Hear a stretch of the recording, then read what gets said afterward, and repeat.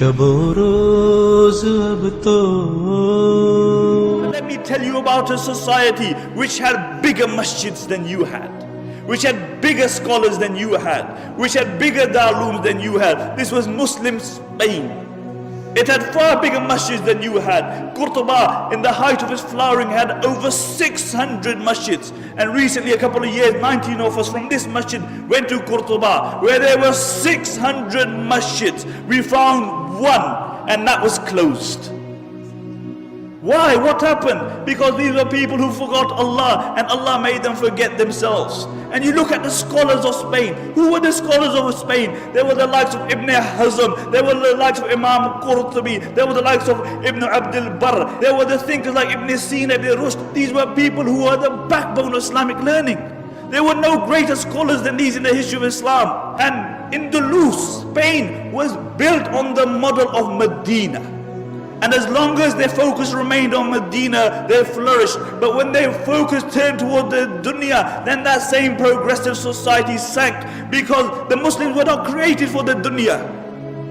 The Muslims were not created for the dunya. The Muslims were created for the hereafter. We are Abdullah. We are the slaves of Allah subhanahu wa ta'ala. And the highest status that we can reach is that we will remain the slaves of Allah subhanahu wa ta'ala. This very society, Spain, when their own people, their focus became the dunya, then every single person was concerned about himself. He was concerned about his own kursi. And the narrations mention that the rulers of Spain, what they would do, that the Muslims would actually make treaties with the Christians, and they would fight against their own Muslims. They would fight against their own Muslims. And really these were the Abu Righals of that time. And throughout history you will find Abu Righal. Do you know who Abu Righal was? Do you know who Abu Righal was? Abu Righal was a man who lived in Taif. And when Abraha, the Yemeni Christian governor, came to destroy the Kaaba, Abu Righal told him, look, I'll show you where the Kaaba is as long as you give me a few pounds. So Abraha agreed. When Abu Righal reached the outskirts of Makkah, he died. And what the Arabs would do, they would pelt his grave with stones, because he was a man who was ready to sell his religion and his people for $1 and a dime. And until today, the Arabs say, if they see a person of a deceptive nature, they say, "Oh, Abu Righal. He's Abu Righal." And these were the Abu Righals of that time. And one place after the other fell in Muslim Spain. One place after the other, until there was only one place left, and that was Granada. And Granada fell 50 years after the rest of Spain.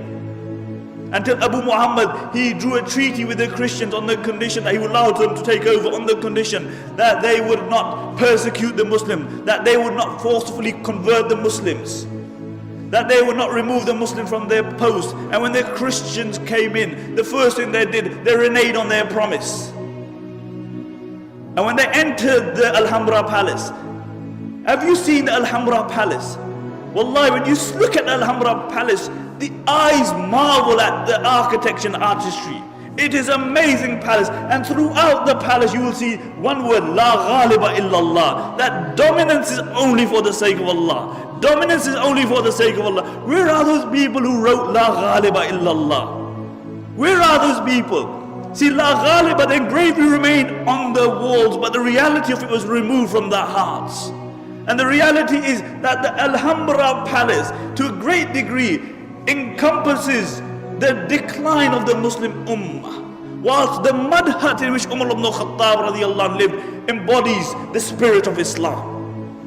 And really, when these Christians, they walked into the Alhambra, they found the highest place that they could find, and they erected a crucifix there.